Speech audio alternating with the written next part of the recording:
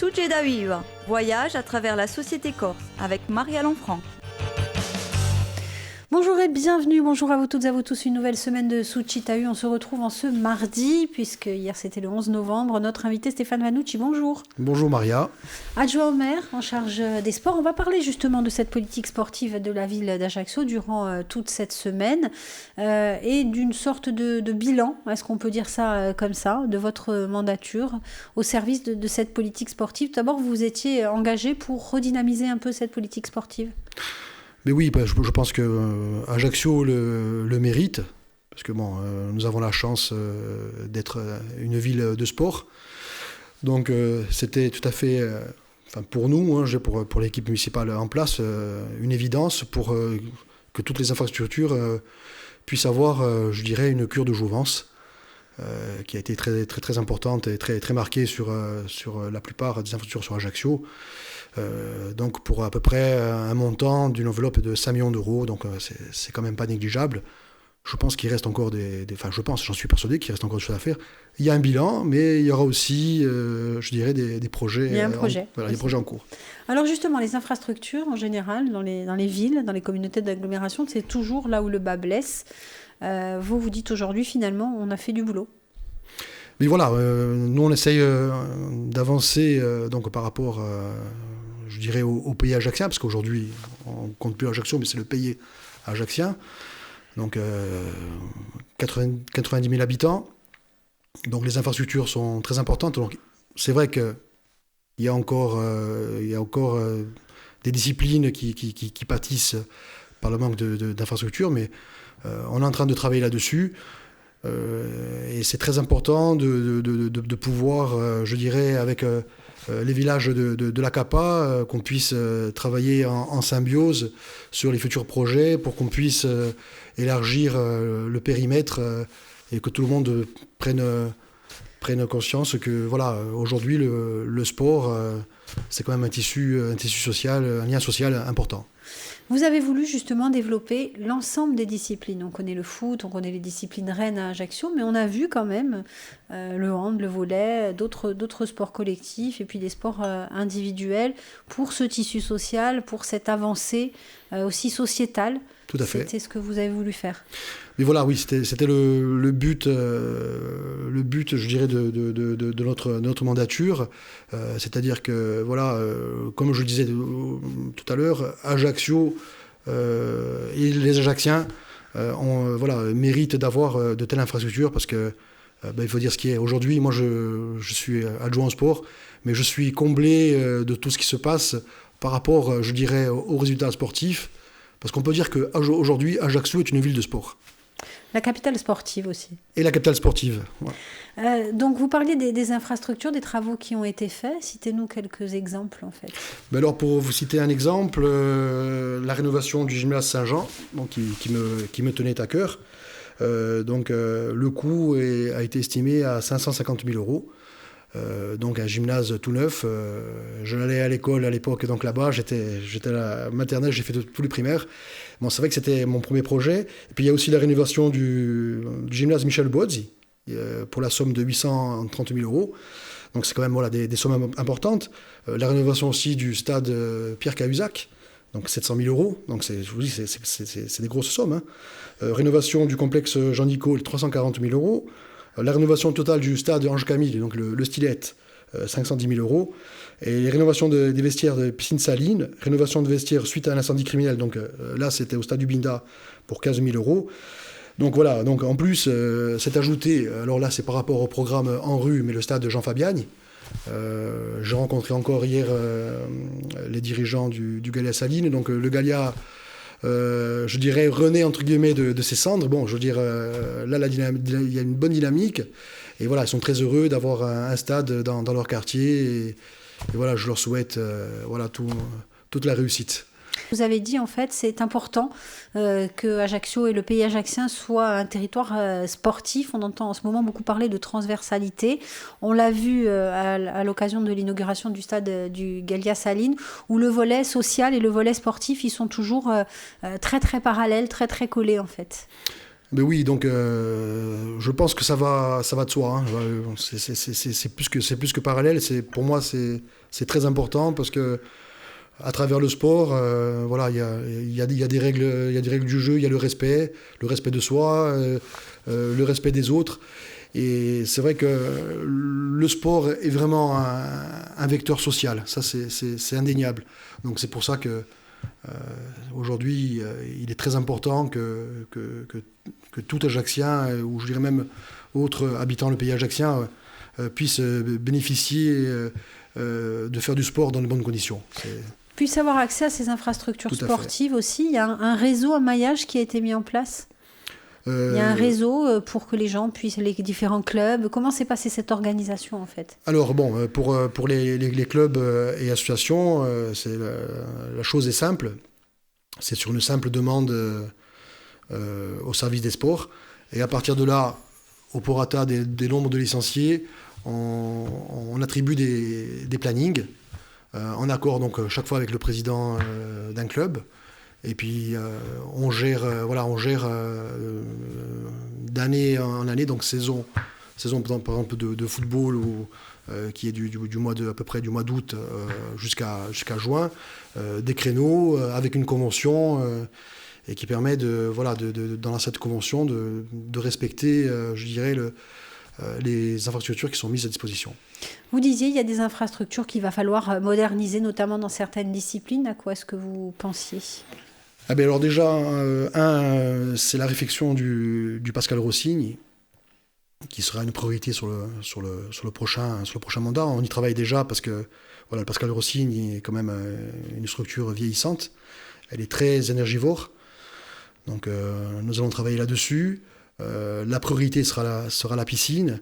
Nous avons à peu près estimé le coût de l'opération pour toute la rénovation. Ça va être une enveloppe à peu près entre 2,5 millions et 3 millions d'euros.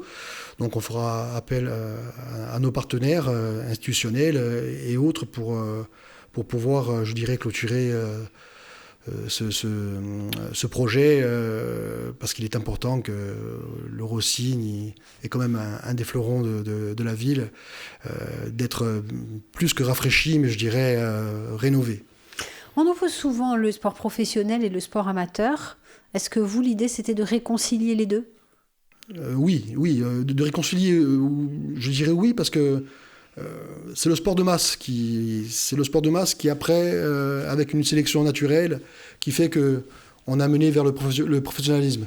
Donc aujourd'hui, nous avons la chance d'avoir des clubs, je dirais des clubs pro, dans toutes pro ou semi-pro, dans plusieurs disciplines.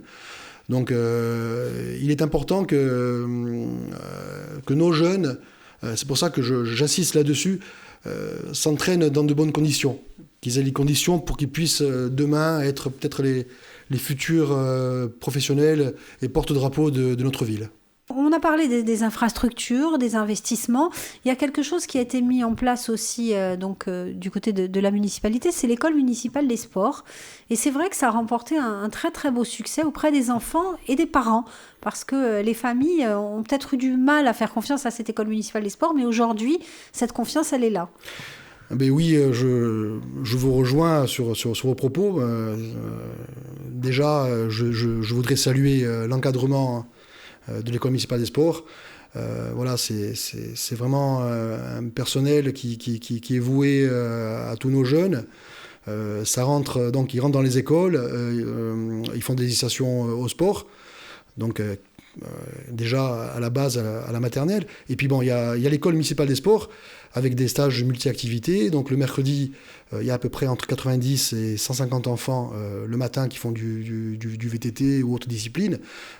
C'est pour permettre aussi à tous ces enfants, je dirais, qui cherchent leur discipline, à pouvoir trouver après le chemin pour plus tard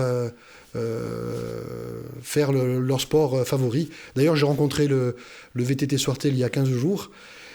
Et donc, monsieur Guérin me disait,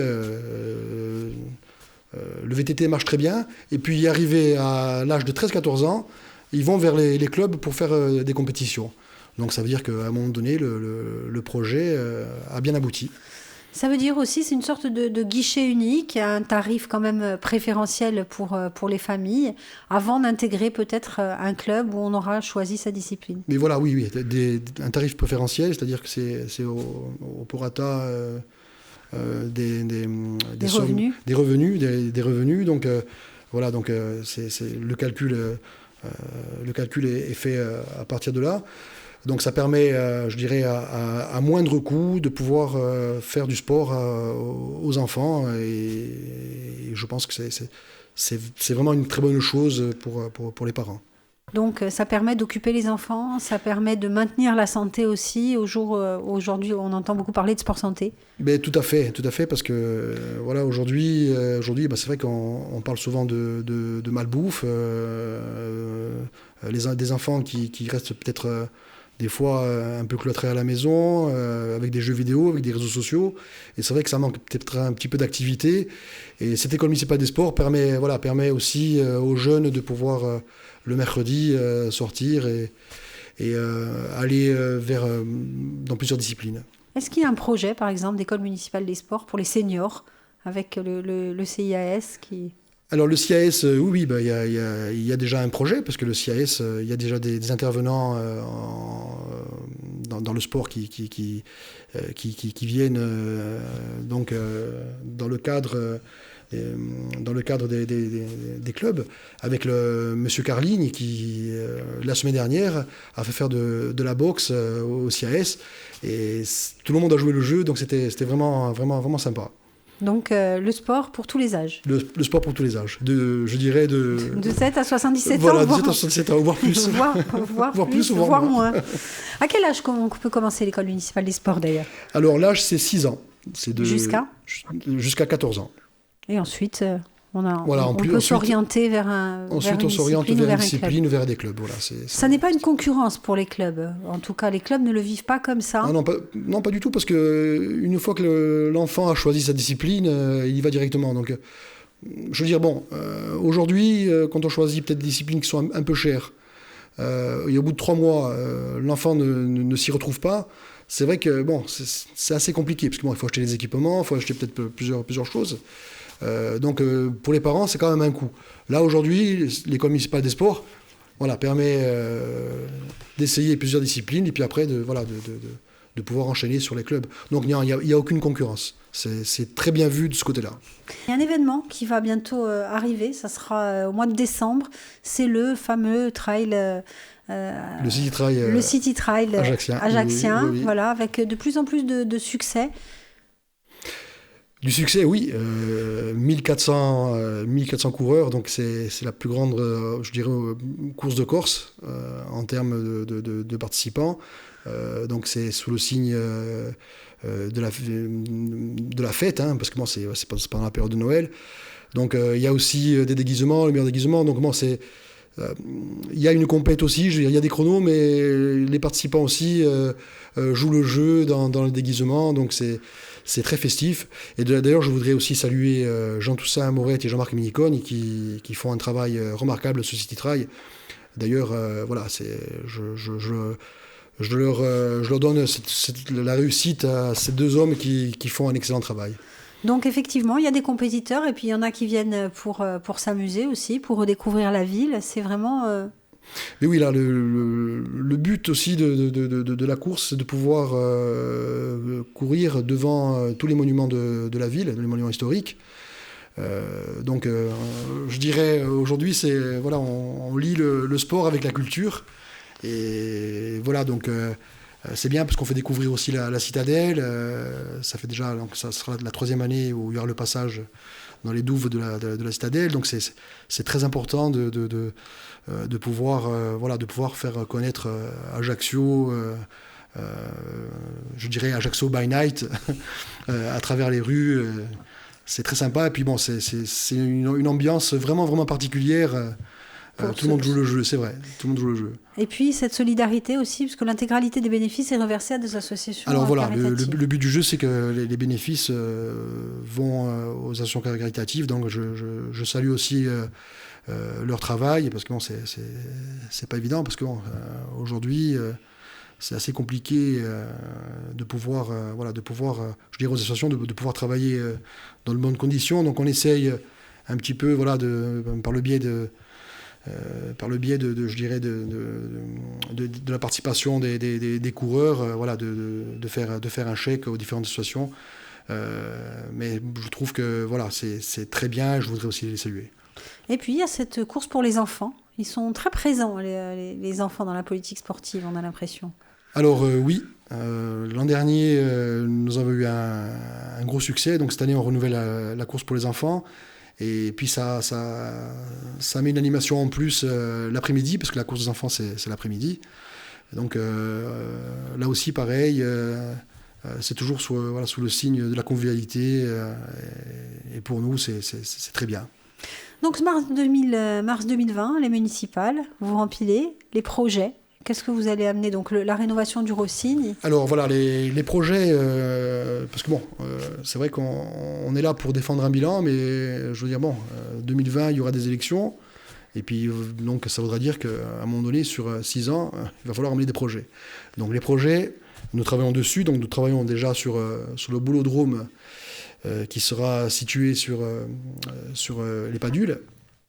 Donc d'ici le premier trimestre 2020, ça devrait se faire. Donc il y aura des terrains extérieurs et des terrains, je dirais, indoor et outdoor. Donc ça sera déjà, je pense, une grosse attente de la part des boulistes, parce que ça fait, je pense, que plus de 20 ans que nos boulistes ajacciens rêvent d'un boulodrome. Donc je pense que ça sera un beau cadeau. Et puis après, sur l'autre partie du gymnase des Padules, il y aura une piste cyclable, c'est-à-dire une école de cyclisme, parce que je trouve qu'aujourd'hui, les cyclistes, et surtout nos jeunes, sont en danger constamment sur la route.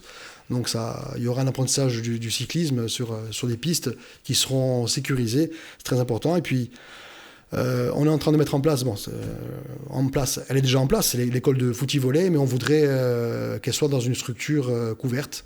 Donc on travaille là-dessus sur cette fameuse école qui portera ses fruits.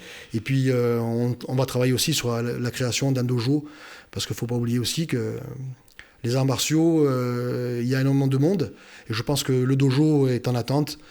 Donc on travaille là-dessus, et je pense que si on y arrive,